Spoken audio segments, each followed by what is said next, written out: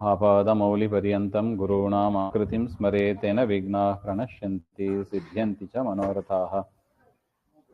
सृष्टिस्थित्यप्ययेह नियतिदृशितमो बन्धमोक्षाश्च यस्मादस्य श्रीब्रह्मरुद्रप्रभृतिसुरनरद्वीषशत्रुवात्मकस्य विष्णोर्व्यस्ता समस्ता सकलगुणनिधिः सर्वदोषव्यपेदः पूर्णानन्दो व्ययो यो गुरुरपि परमः चिन्तयेतं महान्तम्। जन्माद्यस्य यतोऽन्वयादितरतश्चार्थेष्वभिज्ञस्वराट् तेने ब्रह्महृदाय आदिकवये मुह्यन्ति यं सूरयः तेजो वारिमृदां यथा विनिमयो यत्र त्रिसर्गो मृषा धाम्ना स्वेन सदा निरस्तकुहकं सत्यं परं धीमहि योऽन्तः प्रविश्य मम वाचमिमां प्रसुप्तां सञ्जीवयत्यखिल शक्तिधरस्वधाम्नान्यां सहस्रचरणश्रवणत्वगादीन् प्राणान्नमो भगवते पुरुषाय तुभ्यं। श्रवणं कीर्तनं विष्णो स्मरणं पादसेवनम् अर्चनं वन्दनं दास्यं सख्यमात्मनिवेदनं। ಶ್ರೀಗುರುಭ್ಯೋ ನಮಃ. ಶ್ರೀಮದ್ಭಾಗವತ ದ್ವಿತೀಯ ಸ್ಕಂದ ಪಂಚಮೋಧ್ಯಾಯದಲ್ಲಿ 33ನೇ ಶ್ಲೋಕ. ತದಾ ಸಂಹತ್ಯ ಚಾನ್ಯೋನ್ಯಂ ಭಗವಚ್ಛಕ್ತಿಚೋದಿತಾಃ ಸದಸತ್ವಮುಪಾದಾಯ ನೋಭಯಂ ಸಸೃಜುರ್ಹ್ಯದಃ.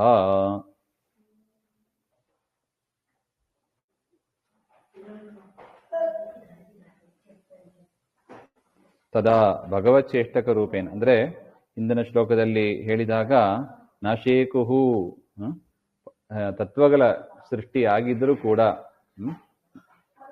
ಪ್ರಕೃತಿಯ 3 ಗುಣಗಳು, ಮಹತ್ತತ್ವ, ಅಹಂಕಾರ ತತ್ವ, ಪಂಚಭೂತಗಳು, ಪಂಚ ತನ್ಮಾತ್ರೆಗಳು, ಪಂಚ ಜ್ಞಾನೇಂದ್ರಿಯಗಳು, ಪಂಚ ಕರ್ಮೇಂದ್ರಿಯಗಳು ಅಂತ 24 ತತ್ವ ಸೃಷ್ಟವಾಗಿದ್ರೂ ಕೂಡ ಏನಾಗಲಿಲ್ಲ, ಬ್ರಹ್ಮಾಂಡ ನಿರ್ಮಾಣ ಮಾಡಲಿಕ್ಕೆ ಆಗಲಿಲ್ಲ ಹಾಗೆ ಅಂತ ನೋಡಿದೀವಿ. ಆಗ ದೇವತೆಗಳೆಲ್ಲ, ಆ ತತ್ವಾಭಿಮಾನಿ ದೇವತೆಗಳು ಅವರು ಪರಮಾತ್ಮನನ್ನ ಪ್ರಾರ್ಥನೆ ಮಾಡಿದರು ಹಾಗೆ ಅಂತ. ಹಾಗೆ ಏನಾಯಿತು, ಪರಮಾತ್ಮ ಅವರ ಸ್ತೋತ್ರವನ್ನ ಮನ್ನಿಸಿ ಪರಮಾತ್ಮ ಆ 24 ತತ್ವಗಳಲ್ಲೂ ತಾನು ಪ್ರವೇಶ ಮಾಡ್ತಾನೆ.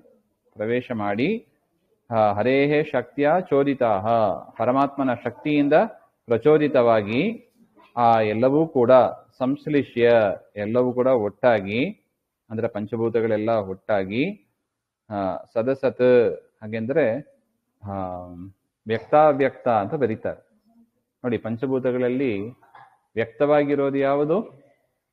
ಅಪ್ಪು, ತೇಜಸ್ಸು, ಪೃಥಿವಿ ಹಾಗೆ ಅಂತ ಕಣ್ಣಿಗೆ ಕಾಣತಕ್ಕದ್ದು. ಕಾಣದೇ ಇರೋದು ಅಂದ್ರೆ ಯಾವುದು? ಅವ್ಯಕ್ತ ಅಂತ ಕರೀತಾರೆ. ಅದು ವಾಯು ಮತ್ತು ಆಕಾಶ, ಅದು ಕಣ್ಣಿಗೆ ಗೋಚರ ಅಲ್ಲ, ಅದರಿಂದ ವ್ಯಕ್ತಾವ್ಯಕ್ತ ಅಂತ ಕರೀತಾರೆ.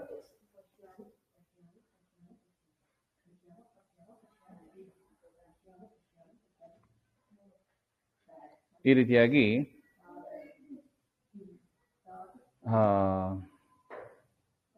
ಭಗವತ್ ಶಕ್ತಿಯಿಂದ ಪ್ರೇರಿತರಾಗಿ ಸದಸತ್ವಂ ಉಪಾದಾಯ, ಆ ಪಂಚಭೂತಗಳನ್ನೆಲ್ಲ ತೆಗೆದುಕೊಂಡು ಸಸೃಜುಹು, ಪರಮಾತ್ಮ ಬ್ರಹ್ಮಾಂಡವನ್ನ ಸೃಷ್ಟಿ ಮಾಡಿದ್ದ ಅಂತ ಅರ್ಥ. ಯಾವುದರಿಂದ? ನೋ ಭಯಂ, ಹಾಗೆ ಅಂತ. ನಮಗೆ ಭಯ ಉಂಟಾಗ್ತದೋ ಹಾಗೆ ಅಂತ ಅಲ್ಲ. ನಮಗೆ ಬ್ರಹ್ಮಾಂಡ ಸೃಷ್ಟವಾದರೆ ನಮಗೆ ಯಾಕೆ ಭಯ? ಹಾಗೆ ಅಂದ್ರೆ ಆ ಬ್ರಹ್ಮಾಂಡದಲ್ಲಿ ಹುಟ್ಟು ಸಾವು ಎನ್ನುವ ಚಕ್ರದಲ್ಲಿ ನಾವು ಬಂಧನದಲ್ಲಿ ಇರ್ತೀವಿ. ಪರಮಾತ್ಮನ ಕುರಿತಾದ ವಿಷಯದಲ್ಲಿ ಅಜ್ಞಾನ ಇರುವುದರಿಂದ ನಾವು ಬಂಧನದಲ್ಲಿ ಇರ್ತೀವಿ. ಅದರಿಂದ ಭಯೋತ್ಪಾದಕವಾಗಿರತಕ್ಕದ್ದು ಅಂತ ಹೇಳ್ತಾ ಇದ್ದಾರೆ ನೋಡಿ. ಆಚಾರ್ಯ ಕೂಡ ತಾತ್ಪರ್ಯದಲ್ಲಿ ಹೇಳ್ತಾರೆ, ಬ್ರಹ್ಮಾಂಡಂ ಹಿ ವದಂತಿ ಇತಿ ಜೀವಾನಾಂ ಭಯಕಾರಣಂ. ಈ ಬ್ರಹ್ಮಾಂಡವನ್ನ ಜೀವನಿಗೆ ಭಯಕಾರಣ ಅಂತ ಹೇಳ್ತಾರೆ. ಅದರಿಂದ ಈ ಬ್ರಹ್ಮಾಂಡ ಇರಬಹುದು ಅಥವಾ ಈ ಶರೀರ ಇರಬಹುದು, ಇದು ಎರಡೂ ಕೂಡ ನಮಗೆ ದುಃಖದಾಯಕ ಹಾಗೆ ಅಂತ. ಅದರಿಂದ ಈ ಬ್ರಹ್ಮಾಂಡದಲ್ಲಿ ಇರುವ ತನಕ, ಈ ಶರೀರ ಇರುವ ತನಕ ನಾನು ಸುಖವಾಗಿ ಇರ್ತೇನೆ ಅಂತ ನಾವು ಕನಸು ಕಾಣಬಾರ್ದು. ಇದು ಹೇಗಿರುತ್ತದೆ? ಭಯದಾಯಕವಾಗಿಯೇ ಇರ್ತದೆ. ಅದನ್ನು ಮೀರಿ ನಾವು ಮೋಕ್ಷ ಸಾಧನೆಯನ್ನು ಮಾಡಿ ಮೋಕ್ಷಕ್ಕೆ ಹೋಗಬೇಕು ಅಂತ ಒಟ್ಟು ಗುರಿ. ಇನ್ನು ವರ್ಷಪೂಗ ಸಹಸ್ರಾಂತೆ ತದಂಡ ಮುದಕೇಶಯಂ ಕಾಲಕರ್ಮ ಸ್ವಭಾವಸ್ಥೋ ಜೀವೋ ಜೀವಮಜೀಜನತ್.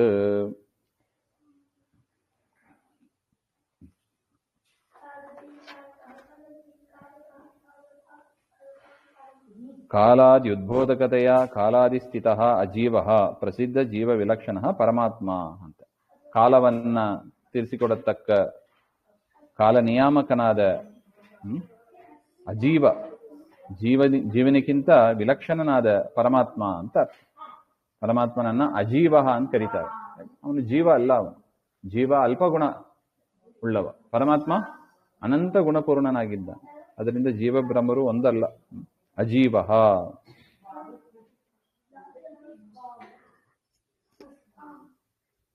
ಅಂತಹ ಪರಮಾತ್ಮ ಉದಕೇ ಶಯಂ ಆವರಣ ಜಲ ಮಧ್ಯೆ ಸ್ಥಿತಂ ತದಡಂ. ಆ ನೀರಿತ್ತು ಬ್ರಹ್ಮಾಂಡದ ಸುತ್ತ ಒಂದು ಆವರಣ ಜಲ ಅಂತ ಇರುತ್ತದೆ. ಆವರಣ ಜಲದಲ್ಲಿ ಮಧ್ಯದಲ್ಲಿ ಪರಮಾತ್ಮ ಬ್ರಹ್ಮಾಂಡ ಸಮೇತವಾಗಿ ಆ 24 ತತ್ವಗಳನ್ನು ಸೇರಿಸಿ ಬ್ರಹ್ಮಾಂಡವನ್ನು ಸೃಷ್ಟಿ ಮಾಡಿದ. ಅದನ್ನ ನೀರೊಳಗೆ ತೆಗೆದುಕೊಂಡು ಹೋಗ್ತಾನೆ.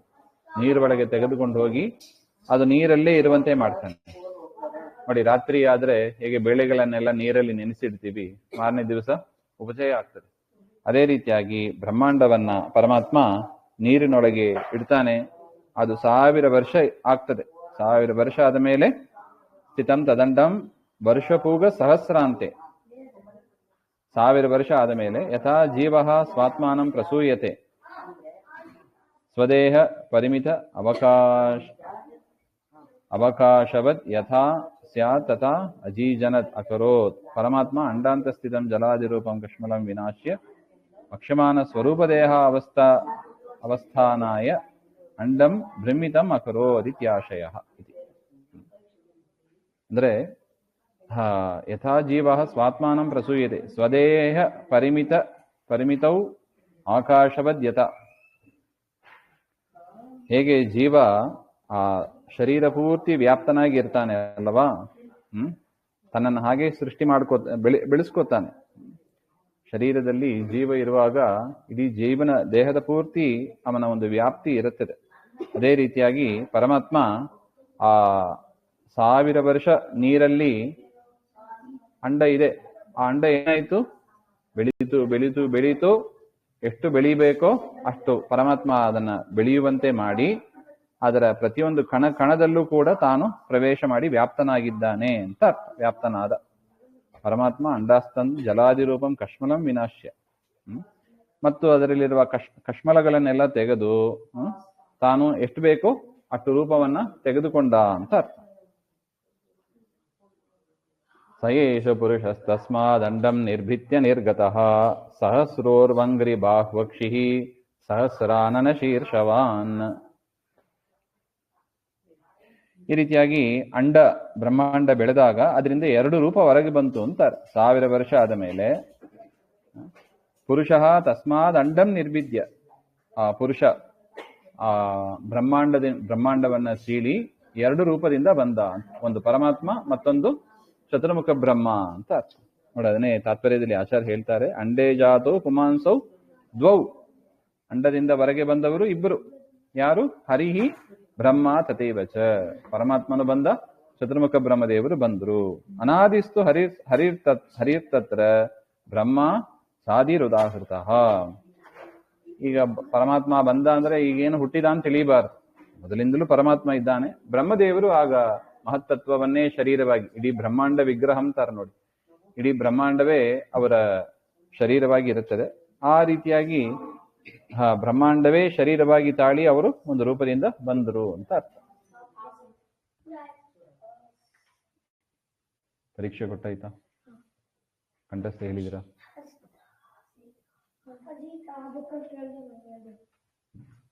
ಹೇಳಿ.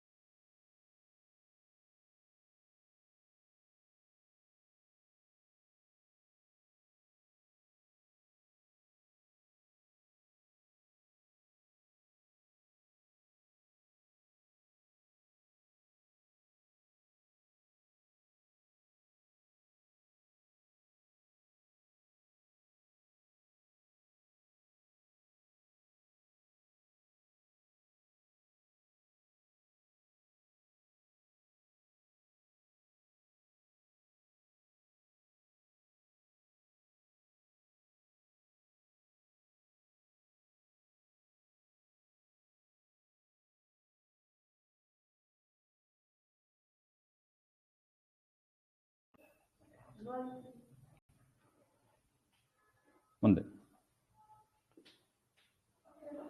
ಪರಮಾತ್ಮ ಬ್ರಹ್ಮಾಂಡವನ್ನ ಸೀಳಿ ಪರಮಾತ್ಮ ಹೊರಗೆ ಬಂದಿರ್ತಾನೆ. ಆಗ ಅವನಿಗೆ ರೂಪ ಹೇಗಿತ್ತು ಅಂದ್ರೆ ಸಹಸ್ರೋರ್ವಂಗ್ರಿ ಬಾಹ್ವಕ್ಷಿ, ಸಾವಿರಾರು ಊರು ತೊಡೆಗಳು, ಅಂಗ್ರಿ ಪಾದಗಳು, ಬಾಹು ತೋಳುಗಳು, ಅಕ್ಷಿ ಕಣ್ಣುಗಳು, ಸಹಸ್ರಾನನ ಸಾವಿರಾರು ಮುಖಗಳು, ತಲೆಗಳು. ಇದು ಪುರುಷ ಸೂಕ್ತದಲ್ಲಿ ಬರ್ತದೆ. ಪುರುಷ ಸೂಕ್ತದ ವ್ಯಾಖ್ಯಾನ ಇದು ಒಂದು ರೀತಿಯಾಗಿ. ಸಹಸ್ರ ಅಂತ ಇದೆ ನೋಡಿ. ಸಹಸ್ರ ಅಂದ್ರೆ ಅನಂತ ಅಂತ ಅರ್ಥ. ಊರ್ವಾದಿ ಗ್ರಹಣೇನ ಸೂಕ್ತೆ ಶೀರ್ಷಾದಿ ಪದಾನಿ ತದು ಉಪಲಕ್ಷಕಾನಿ ಸೂಚಯತಿ. ನೋಡಿ, ಸಹಸ್ರ ಶೀರ್ಷ ಪುರುಷ ಅಂತ ಪುರುಷ ಸೂಕ್ತದಲ್ಲಿ ಹೇಗಿದೆ ಅದೇ ಪದವನ್ನೇ ಇಲ್ಲಿ ಹಾಕಿದ್ದಾರೆ. ಸಹಸ್ರಾನನ ಶೀರ್ಷವಾನ್. ಆ ರೀತಿಯಾಗಿ ವೇದವ್ಯಾಸರು ಹಾಕಿದ್ದರಿಂದ ಏನು ಸೂಚನೆ? ಇದು ಪುರುಷ ಸೂಕ್ತದ ವ್ಯಾಖ್ಯಾನ ಅಂತ ಸೂಚನೆ ಮಾಡ್ತಾ ಇದ್ದಾರೆ.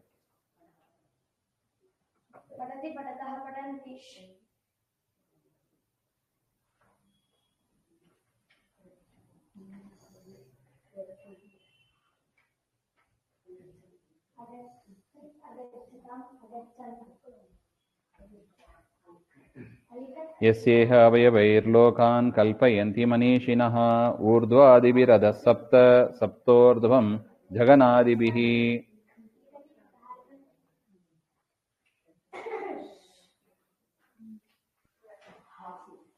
ನೋಡಿ, ಪುರುಷ ಸೂಕ್ತದಲ್ಲಿ ನಾಭ್ಯಾಹ ಆಸೀದ್ ಅಂತರಿಕ್ಷಂ ಅಂತ ಬರ್ತದೆ. ಪರಮಾತ್ಮನ ನಾಭಿಯಿಂದ ಅಂತರಿಕ್ಷ ಲೋಕ ಹುಟ್ಟಿತ್ತು ಅಂತ ಪುರುಷ ಸೂಕ್ತದಲ್ಲಿ ಏನ್ ಕೇಳ್ತೀವಿ ಅದರದ್ದು ಒಂದು ವ್ಯಾಖ್ಯಾನ ರೂಪವಾಗಿ ಪರಮಾತ್ಮನ ಮಹಿಮೆಯನ್ನ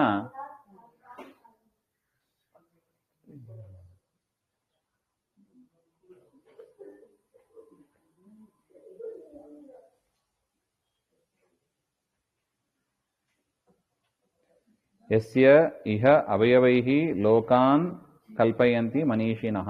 ಆ ಪರಮಾತ್ಮನ ಒಂದೊಂದು ಅವಯವದಿಂದಲೂ ಕೂಡ ಒಂದೊಂದು ಲೋಕ ಹುಟ್ಟಿ ಬರ್ತದೆ ಹಾಗೆ ಅಂತ ಹೇಳ್ತಾ ಇದೆ. ನೋಡಿ, ಇದೆಲ್ಲ ಬ್ರಹ್ಮಾಂಡದ ಒಳಗೆ ಆದ ಸೃಷ್ಟಿ. ನಾವು ಮೊದಲು ನೋಡಿದ್ದು 24 ತತ್ವಗಳು, ಅದರ ಸೃಷ್ಟಿ, ಅದೆಲ್ಲ ಬ್ರಹ್ಮಾಂಡದ ಹೊರಗೆ. ಆ 24 ತತ್ವಗಳಲ್ಲಿ ಪರಮಾತ್ಮ ಪ್ರವೇಶ ಮಾಡಿ ಆ ಆವರ್ಕ ಜಲದಲ್ಲಿ ಬ್ರಹ್ಮಾಂಡವನ್ನು ಇಟ್ಟು 1000 ವರ್ಷ ಆದ ಮೇಲೆ ಆ ಬ್ರಹ್ಮಾಂಡದಿಂದ ತಾನು ಹೊರಗೆ ಬಂದು ಮತ್ತೆ ಸೃಷ್ಟಿಯನ್ನ ಮುಂದುವರಿಸ್ತಾ ಇದ್ದಾನೆ. ಇದು ಬ್ರಹ್ಮಾಂಡದ ಒಳಗೆ ಆಗಿರುವ ಸೃಷ್ಟಿ ಅಂತ.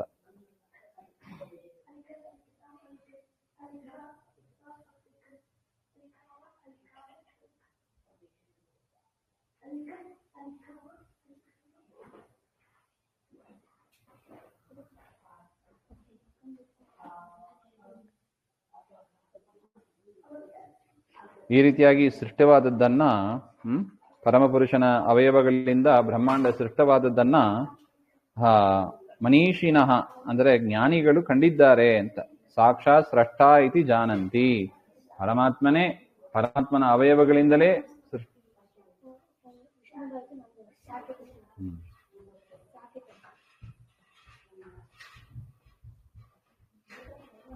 ಪರಮಾತ್ಮನ ಅವಯವದಿಂದ 14 ಲೋಕ ಸೃಷ್ಟವಾದದ್ದನ್ನ ಜ್ಞಾನಿಗಳು ಕಂಡಿದ್ದಾರೆ ಅಂತ ಹೇಳ್ತಾ ಇದ್ದಾರೆ. ಅದರಿಂದ ಪರಮಾತ್ಮನೇ ಸೃಷ್ಟಿ ಮಾಡಿದಂಬ ಅದನ್ನ ಪ್ರತ್ಯಕ್ಷವಾಗಿ ಕಂಡವರು ಇರ್ಬೋದು. ಬ್ರಹ್ಮಾಂಡದವರೆಗೆ ಸೃಷ್ಟ ಮಾಡಿದ್ದನ್ನ ತತ್ವದೇವತೆಗಳು ನೋಡಿದ್ದಾರೆ. ಬ್ರಹ್ಮಾಂಡದ ಒಳಗೆ ಸೃಷ್ಟವಾದದ್ದನ್ನ ಅನೇಕ ಜ್ಞಾನಿಗಳು ನೋಡಿದ್ದಾರೆ ಅಂತ.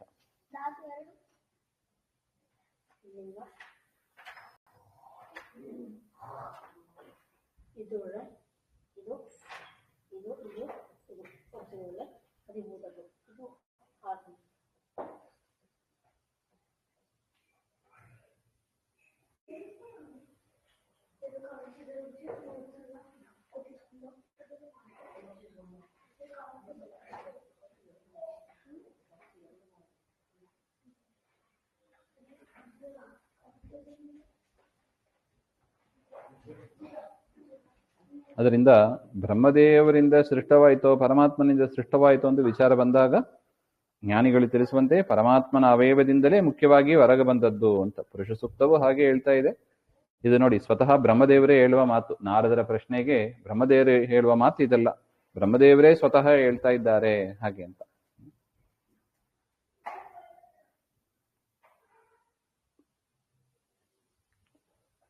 ಹೇಗೆ ಬಂತು ಹಾಗೆ ಅಂದ್ರೆ ಊರ್ವಾದಿಭಿಹಿ ಅಧಃಸಪ್ತಾತ್ ಸಪ್ತೋರ್ಧ್ವಂ ಜಗನಾದಿಭಿಹಿ ಹಾಗೆ ಅಂತ. ಅಂದ್ರೆ ಪರಮಾತ್ಮನ ನಾಭಿಯಿಂದ ಕೆಳಗೆ 7 ಲೋಕಗಳು, ನಾಭಿಯಿಂದ ಕೆಳಗೆ 7 ಲೋಕ ಅಂತ ಒಟ್ಟು 14 ಲೋಕ.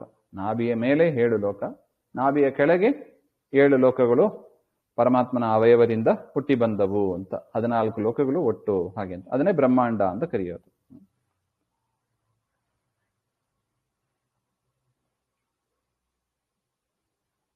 ಪರಮಾತ್ಮನ ಅವಯವದಿಂದ ಹುಟ್ಟಿ ಬಂದಿರೋದ್ರಿಂದ ಈ ಲೋಕ ಎಲ್ಲ ಏನಾಗಿದೆ? ಸತ್ಯವೇ ಆಗಿದೆ ಹೊರತು ಯಾವುದೂ ಕೂಡ ಸುಳ್ಳಲ್ಲ ಅಂತ. ಮತ್ತು ಪ್ರಕೃತಿಯೇ ವಿಕಾರ ಆಗಿ ಹುಟ್ಟಿರೋದರಿಂದ 24 ತತ್ವಗಳು ಅದರಿಂದ ಈ ಜಗತ್ತು ಹುಟ್ಟಿರೋದರಿಂದ ಪರಮಾತ್ಮನೇ ಜಗತ್ತಾದಾಂಬ ಅದಕ್ಕೂ ಪ್ರಮಾಣ ಇಲ್ಲ. ಪರಮಾತ್ಮನ ಅವಯವದಿಂದ ಹುಟ್ಟಿ ಬಂದವೇ ಹೊರತು ಹೇಗೆ ಮಣ್ಣು ಮಡಿಕೆ ಆಯಿತು, ಅಕ್ಕಿ ಅನ್ನ ಆಯಿತು, ಅದೇ ತರ ಪರಮಾತ್ಮನೇ ಅನ್ನ ಆದ, ಪರಮಾತ್ಮನೇ ಜಗತ್ತಾದ ಅಂತ ಹೇಳಲಿಕ್ಕೆ ಬರೋದಿಲ್ಲ ಅಂತ. ಒಟ್ಟು ಪರಮಾತ್ಮನ ಅವಯವದಿಂದ ಎಲ್ಲವೂ ಹೊರಗೆ ಬಂದಿದೆ ಹಾಗೆಂತ. ಇನ್ನು ವಿಸ್ತಾರವಾಗಿ ಹೇಳ್ತಾರೆ ಯಾವ ಯಾವ ಅವಯವದಿಂದ ಯಾವ ಬಂದವು ಹಾಗೆಂತೆಲ್ಲ ಮುಂದೆ ಹೇಳ್ತಾರೆ. ಇದಾದ ಮೇಲೆ 4 ವರ್ಣಗಳ ಸೃಷ್ಟಿಯನ್ನು ಹೇಳ್ತಾ ಇದ್ದಾರೆ. ಪುರುಷಸ್ಯ ಮುಖಂ ಬ್ರಹ್ಮ ಕ್ಷತ್ರಂ ಏತಸ್ಯ ಬಾಹವಃ ಊರ್ವೋ ವೈಶ್ಯೋ ಭಗವತಃ ಪದ್ಭ್ಯಾಂ ಶೂದ್ರೋ ವ್ಯಜಾಯತ ಹಾಗೆ. ಮುಖದಿಂದ ಪುರುಷಸ್ಯ ಮುಖಂ ಬ್ರಹ್ಮ, ಪರಮಾತ್ಮನ ಮುಖ ಹಾಗೆ ಅಂದ್ರೆ ಅದು ಬ್ರಾಹ್ಮಣ ಹಾಗೆ ಅಂತ. ಅಂದ್ರೆ ಏನರ್ಥ? ಪರಮಾತ್ಮನ ಮುಖ ಬ್ರಾಹ್ಮಣ ಅಂದ್ರೆ ಏನರ್ಥ? ಮುಖದಿಂದ ಬ್ರಾಹ್ಮಣರು ಹುಟ್ಟಿ ಬಂದ್ರು, ತೋಳುಗಳಿಂದ ಕ್ಷತ್ರಿಯರು ಹುಟ್ಟಿ ಬಂದ್ರು, ಊರು ಪರಮಾತ್ಮನ ತೊಡೆಯಿಂದ ವೈಶ್ಯರು ಹುಟ್ಟಿ ಬಂದ್ರು ಅಂತ.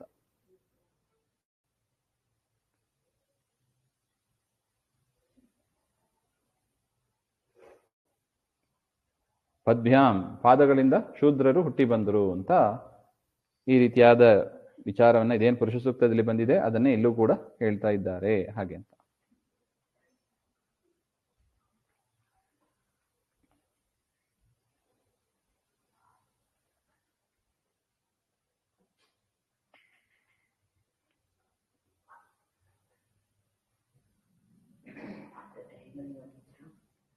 ಇಲ್ಲಿ ಬ್ರಾಹ್ಮಣೋಸ್ಯ ಮುಖಮಾಸೀತ್ ಅಂತ ಏನು ಪುರುಷ ಸೂಕ್ತದಲ್ಲಿ ಇದೆ, ಅಂಗದಿಂದ ಬ್ರಾಹ್ಮಣರು ಹುಟ್ಟಿದ್ರು ಅಂತ ಇದೆ.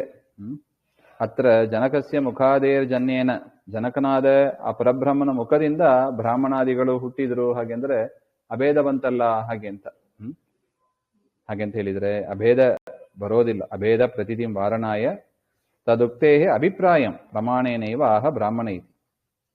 ಅಂದ್ರೆ ಪರಮಾತ್ಮನ ಮುಖದಿಂದ ಬ್ರಾಹ್ಮಣರು ಬಂದ್ರು ಅಂದ್ರೆ ಏನರ್ಥ? ಬ್ರಾಹ್ಮಣರು ಅಂದ್ರೆ ಪರಮಾತ್ಮನ ಮುಖ ಎರಡೂ ಒಂದಾಯ್ತು, ಅಭೇದ ಅಂತ ತಿಳಿಬಾರ್ದು. ಬ್ರಾಹ್ಮಣೋ, ಅದಕ್ಕೆ ಬ್ರಾಹ್ಮಪುರಾಣದ ಮಾತು, ಬ್ರಾಹ್ಮಣೋ ಮುಖಮಿತ್ಯೇವ ಮುಖಾಜಾತತ್ವ ಹೇತುತಃ. ಬ್ರಾಹ್ಮಣನ ಮುಖ ಅಂತ ಕರೀತಾರೆ, ಪರಮಾತ್ಮನ ಮುಖ ಅಂತ ಕರೀತಾರೆ. ಅಂದ್ರೆ ಏನರ್ಥ? ಮುಖ ಮತ್ತು ಬ್ರಾಹ್ಮಣರು ಜೀವರು ಒಂದು ಅಂತ ತಿಳಿಬಾರ್ದು. ಮತ್ತೆ ಏನರ್ಥ? ಮುಖದಿಂದ ಬ್ರಾಹ್ಮಣರು ಹುಟ್ಟಿ ಬಂದರು ಅಂತ ಅಷ್ಟೇ ತಿಳಿಬೇಕು.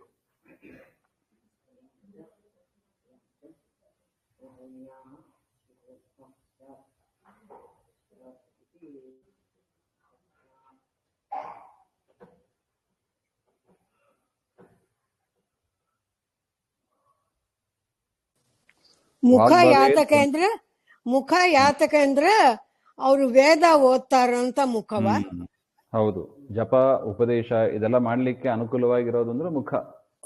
ಅದರಿಂದ ಬ್ರಾಹ್ಮಣನಾದರೂ ವಿಶೇಷವಾಗಿ ಮುಖದಿಂದ ಹುಟ್ಟಿದ್ದಾರೆ. ಅದರಿಂದ ವಿಶೇಷವಾಗಿ ಮುಖದ ಕಾರ್ಯ ಅಂದ್ರೆ ಉಪದೇಶ ಜಪ ಇತ್ಯಾದಿಗಳನ್ನ ಮಾಡಬೇಕು ಹಾಗೆ ಅಂತ.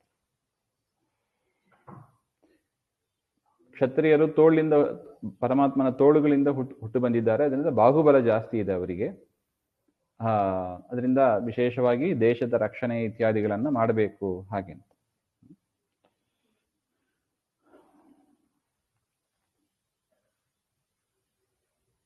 ಅದರಿಂದ ಸಪ್ತಸು ಪ್ರಥಮ ಅಂತ ವ್ಯಾಕರಣ ಇದೆ. ಅದರಿಂದ ಸೂತ್ರಾತ್ ಮುಖಂ ಇತ್ಯಾದಿ ಪ್ರಥಮ ಪಂಚಮ್ಯರ್ಥೆ. ಮುಖದಿಂದ ಹುಟ್ಟಿದ್ರು. ಬ್ರಾಹ್ಮಣರ ಮುಖ ಅಂದ್ರೆ ಏನರ್ಥ? ಮುಖದ ದೆಸೆಯಿಂದ, ಪಂಚಮಿ ಅರ್ಥ ಮಾಡ್ಕೋಬೇಕು ಅಂತ. ಮುಖದ ದೆಸೆಯಿಂದ ಹುಟ್ಟಿದ್ರು ಹಾಗೆ ಅಂತ ಅರ್ಥ ಮಾಡ್ಕೋಬೇಕು ಅಂತ ಒಟ್ಟು. ಇಲ್ಲದಿದ್ದರೆ ಪ್ರಮಾಣಗಳ ವಿರೋಧ ಬರುತ್ತದೆ ಹಾಗೆ ಅಂತ. ಭೂರ್ಲೋಕ ಕಲ್ಪಿತ ಪದ್ಭ್ಯಾಂ ಭುವರ್ಲೋಕೋಸ್ಯ ನಾಭಿತಃ ಹೃದಾ ಸ್ವರ್ಲೋಕ ಉರಸಾ ಮಹರ್ಲೋಕೋ ಮಹಾತ್ಮನಃ. ಭೂಲೋಕ ಕಲ್ಪಿತ ಪದ್ಭ್ಯಾಂ, ಪರಮಾತ್ಮನ ಪದ್ಭ್ಯಾಂ ಅಂದ್ರೆ ಕಾಲು ಅಂತ ಹೇಳಿದ್ದಾರೆ. ಕಾಲು ಅಂದ್ರೆ ಇಲ್ಲಿ ನಾಭಿ ಅಂತ ಇಟ್ಕೋಬೇಕು. ನಾಭಿಯಿಂದ ಭೂಲೋಕ ಹುಟ್ಟಿ ಬಂತು. ಭುವರ್ಲೋಕ ಅಂತರಿಕ್ಷ ಲೋಕ ನಾಭಿಯಿಂದ ಹುಟ್ಟಿ ಬಂದವು. ಹೃದಾ ಸ್ವರ್ಲೋಕ, ಪರಮಾತ್ಮನ ಹೃದಯದಿಂದ ಸ್ವರ್ಗಲೋಕ. ಉರಸಾ ಮಹರ್ಲೋಕ, ವಕ್ಷಸ್ಥಲದಿಂದ ಮಹರ್ಲೋಕ ಹುಟ್ಟಿ ಬಂತು. ನೋಡಿ, ಇದೆಲ್ಲ ನಾಭಿಯಿಂದ ಮೇಲಿನ ಲೋಕಗಳು. ಗ್ರೀವಾಯಾಮ್ ಜನಲೋಕಶ್ಚ, ಕುತ್ತಿಗೆಯಿಂದ ಜನೋಲೋಕ. ತಪೋಲೋಕಸ್ಯ ನೇತ್ರಯೋ, ಕಣ್ಣುಗಳಿಂದ ತಪೋಲೋಕ. ಮೂರ್ಧಭಿಹಿ ಸತ್ಯಲೋಕ, ತಲೆಯಿಂದ ಅಂದ್ರೆ ಶಿರಸ್ಸು ಅಂತ ಏನ್ ಹೇಳ್ತಾರೆ, ಅಲ್ಲಿಂದ ಸತ್ಯಲೋಕ ಹುಟ್ಟಿ ಬಂತು ಅಂತ. ಬ್ರಹ್ಮಲೋಕ ಸನಾತನಃ. ತತ್ಕಟ್ಯಾಂ ಅತಲಂ ಕ್ಲುಪ್ತಂ ಊರುಭ್ಯಾಂ ವಿತಲಂ ವಿಭೋಹೋ. ಅದೇ ತರ ಕೆಳಗಿನ ಲೋಕ. ಕಟ್ಯಾಂ ಅಂದ್ರೆ ಸೊಂಟದಿಂದ ಅತಲ ಲೋಕ. ಕ್ಲುಪ್ತಂ ಊರುಭ್ಯಾಂ ವಿತಲಂ ವಿಭೋಹೋ, ಎರಡು ತೊಡೆಗಳಿಂದ ವಿತಲ. ಜಾನುಭ್ಯಾಂ ಮಂಡಿಯಿಂದ ಸುತಲ. ಜಂಘಾಭ್ಯಾಂ ಜಂಘದಿಂದ ತಲಾತಲ. ಮಹಾತಲಸ್ತು ಗುಲ್ಫಾಭ್ಯಾಂ, ಗುಲ್ಫದಿಂದ ಮಹಾತಲ. ಪ್ರಪದಾಭ್ಯಾಂ ಅಂದ್ರೆ ಕಾಲಿನ ಮೇಲ್ಭಾಗ, ಅಲ್ಲಿಂದ ಅಂದ್ರೆ ಪಾದದ ಮೇಲ್ಭಾಗ, ಅಲ್ಲಿಂದ ರಸಾತಲ. ಪಾತಾಳಂ ಪಾದತಲತಃ ಅಂದ್ರೆ ಈ ಪಾದ ಇದಲ್ಲ, ಪಾದದ ಮೇಲ್ಭಾಗ ಕೆಳಗಿನ ಭಾಗ ಅಂತ. ಈಗ ಕೈಯಿನ ಮೇಲ್ಭಾಗ ಕೆಳಗಿನ ಭಾಗ ಅಂತ ಹೇಳ್ತೀವಿ, ಅಂಗೈ ಅಂತಲೇ ಹೇಳ್ತೀವಿ ನೋಡಿ. ಆ ತರ ಪಾದಕ್ಕೂ ಅದೇ ತರ ಇದೆ. ಮೇಲ್ಭಾಗದಿಂದ ಪ್ರಪದ ಅಂತ ಕರೀತಾರೆ ಅದನ್ನ. ರಸಾತಲ ಲೋಕ ಬಂತು. ಪಾತಾಳಂ ಪಾದತಲತಃ, ಪರಮಾತ್ಮನ ಪಾದ ತಲದಿಂದ ಪಾತಾಳ ಲೋಕ ಬಂತು ಅಂತ. ಇತಿ ಲೋಕಮಯ ಪುಮಾನ್. ಅದರಿಂದ ಪರಮಾತ್ಮನ ಈ ವಿರಾಟ್ ರೂಪ ಏನಿದೆ ಇದು ಲೋಕಮಯ, ಅನೇಕ ಲೋಕಗಳಿಗೆ ಆಶ್ರಯೀಭೂತವಾದದ್ದು ಅಂತ ಅರ್ಥ.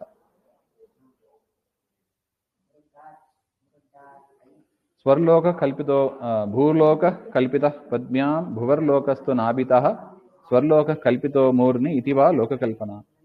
ಈ ರೀತಿಯಾಗಿ ಪರಮಾತ್ಮನನ್ನ ಧ್ಯಾನ ಮಾಡಬೇಕು. ನಾವು ಹಿಂದೆ ಆ ಒಂದು ಚಾರ್ಟ್ ನೋಡಿದ್ದೀವಿ ನೋಡಿ, ಯಾವ ಅವಯವದಲ್ಲಿ ಯಾವ ಪರಮಾತ್ಮನ ಲೋಕ ಇದೆ ಹಾಗೆ ಅಂತ. ಹಿಂದೆ ವಿರಾಟ್ ರೂಪ ಚಿಂತನೆ ಮಾಡುವಾಗ ನಾವು ನೋಡಿದ್ದೀವಿ. ಅದನ್ನೇ ಇಲ್ಲಿ ಹೇಳ್ತಾ ಇದ್ದಾರೆ. 14 ಲೋಕಗಳನ್ನ ಚಿಂತನೆ ಮಾಡಲಿಕ್ಕೆ ಕಷ್ಟ ಅಂತ ಅನಿಸುವವರು